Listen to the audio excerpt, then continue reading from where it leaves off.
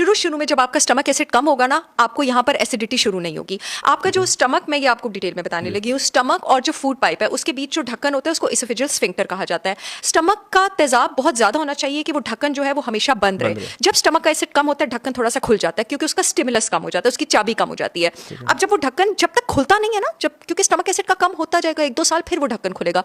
Patient को यहाँ पे जलन कब शुरू होती है? जब 1-2 साल हो गए होते हैं। आपने उसको पहला साइन नहीं समझना। पहला साइन है ब्लोटिंग।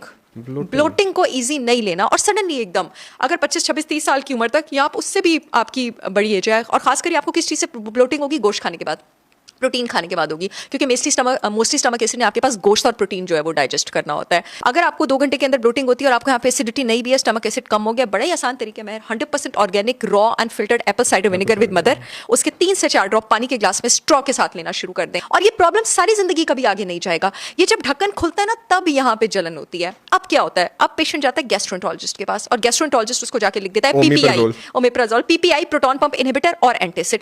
अब होता क्या है कि एंटासिड जाके स्टमक में एसिड कम करती है, कुछ देर के लिए आता है पेशेंट को 2-3 महीने के लिए सुकून, क्योंकि एसिड स्टमक में कम हो जाता है तो वो ढक्कन से ऊपर जा नहीं सकता।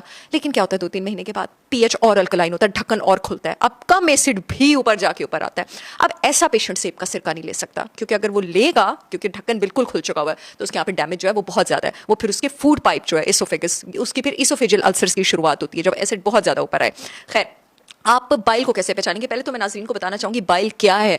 आपका स्टमक का तेजाब जितना जरूरी है ना, उतना ही लिवर एक डाइजेस्टिव जूस बनाता है, बाइल जो बहुत ज्यादा जरूरी है। लिवर बाइल बनाता है, बाइल निकलता है नालियों से, बाइल डक्ट से, वो आपके पास इंटेस्टाइन में जाता है, वहां पे वो कुछ अपने फंक्शन परफॉर्म करता है। कुछ आपके पास बाइल जो है किडनी में जाता है, पेशाब को भी वो उसका करेक्ट से कलर देता है, फिर वो वापस रिसाइकल होकर आपके पास लिवर में आता है। पोर्टल वेन कहते हैं लिवर की वेन के थ्रू। इस एंटायर प्रोसेस को एंटेरोहेपेटिक सर्कुलेशन कहा जाता है। एंटेरोहेपेटिक सर्कुलेशन कहीं पर भी ऑब्स्ट्रक्ट होगी, क्या चाहे लिवर में बाइल कम बन रहा है, चाहे बाइल की नालियों में कुछ ब्लॉकेज आ गया, स्लज आ गया कोलेस्ट्रॉल का, चाहे उसके बाद उसने पित्ते में भी जाना होता है, वहां पे कंसंट्रेट नहीं हो पाया, चाहे इंटेस्टाइन में कहीं पर भी कोई प्रॉब्लम है, आपको कॉन्स्टिपेशन होगी।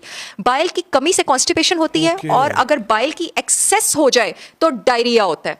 अच्छा, एक्सेस पे भी मैं अभी बात करती हूँ कि आप उसको कैसे पहचानेंगे और डायरिया कैसे। I told you I can go on and on. So अच्छा, बाइल की जब कमी होती है, अब खाना जो है जब स्टमक में जल्दी पहुंचता है ना, तो 2 घंटे के अंदर अगर ब्लोटिंग हो जाए, आपके पास बाइल का काम होता है खाने के फैट डाइजेस्ट करना, उसने पित्ते में कॉन्सेंट्रेट होना होता है, आपके गॉल ब्लैडर में फैट डाइजेस्ट करने होते हैं। पेंक्रियास जो है, इंटेस्टाइन के ऊपर एक ऑर्गन होता है, उसको पेंक्रियास कहते हैं। वो कार्बोहाइड्रेटेजेस, लाइपेजेस और प्रोटीजेस निकालते हैं, यानी कार्बोहाइड्रेट डाइजेस्ट करने वाले एंजाइम, प्रोटीन डाइजेस्ट करने वाले एंजाइम और फैट डाइजेस्ट करने वाले एंजाइम। वो इंटेस्टाइन के पास फेंकते जाओ, इसको करो। वहां पे खाना पहुंचता है चंद घंटों में। इसलिए जब चंद घंटों बाद वाली ब्लोटिंग होती है ना, और शुरू में नहीं होती, उसका मतलब है बाइल है, क्योंकि इस टाइम उसकी बारी थी ना, इतने घंटे बाद, तो वो वाली ब्लोटिंग हुई है आपके पास। अक्सर